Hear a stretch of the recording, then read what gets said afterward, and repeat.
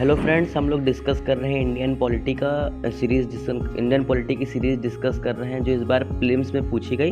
तो ये क्वेश्चन 6 पूछ है, हम 1 से लेकर 5 तक, 1 से लेकर 5 तक हमने सारे क्वेश्चन डिस्कस कर लिए हैं। और ये 6 क्वेश्चन है इंडियन पॉलिटी से, और सेट ए पेपर का क्वेश्चन 16 है। तो हम आप डिस्कस करते हैं। आज का जो क्वेश्चन है हमारा, ये इंडियन पॉलिटी का 6 क्वेश्चन है। ठीक, 6 क्वेश्चन जो है इंडियन पॉलिटी से जो पूछा गया है, with reference to anti defection law in India consider the following statements. हमें एंटी डिफेक्शन लॉ के मतलब उसके रेफरेंस में हमें ये स्टेटमेंट्स जो नीचे दी गई हैं इनको समझना है, और इनको सही है या गलत है ये बताना है। ठीक है, ठीक है। तो यहाँ पे जो देखिए फर्स्ट स्टेटमेंट जो यहाँ पे पूछी गई है, the law specifies that the nominated legislator cannot join any political party within 6 months of being appointed to the house. देखिए ये गलत है, ये स्टेटमेंट गलत है। क्यों गलत है? क्योंकि हमें मतलब कि यहाँ पे कैन नॉट नहीं, कैन होता तो ये स्टेटमेंट सही होती। ठीक है, हमें 6 मंथ के अंदर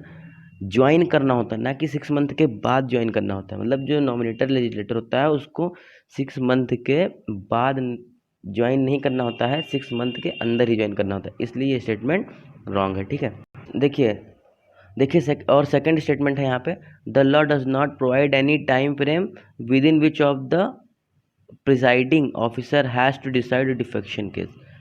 देखिए ये स्टेटमेंट बिल्कुल सही है। क्यों सही है? क्योंकि देखिए वो जो स्पीकर होते हैं लोकसभा या राज्यसभा में, वो उनके पास कोई टाइम बाउंडेशन नहीं होता है कि वो कब इस पर डिफेक्शन केस पे, किसी भी डिफेक्शन केस पे किसी एमएलए को अगर निरस्त करना है तो उसको इनका ये दबाव नहीं होता समय का कि इतने समय में आपको करके ही देना है। ऐसे ही एक केस हुआ था, मणिपुर के एक स्पीकर ने एक एमएलए को डिसमिस करना था, लेकिन उन्होंने नहीं किया। और कब तक नहीं किया? 3 साल तक उन्होंने उस पर कोई एक्शन या कोई सुनवाई नहीं की।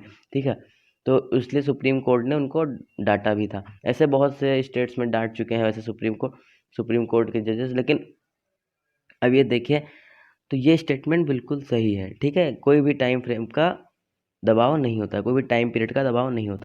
विच of the statement given above is are correct. ठीक है, कौन सा स्टेटमेंट इसमें से सही है? तो देखते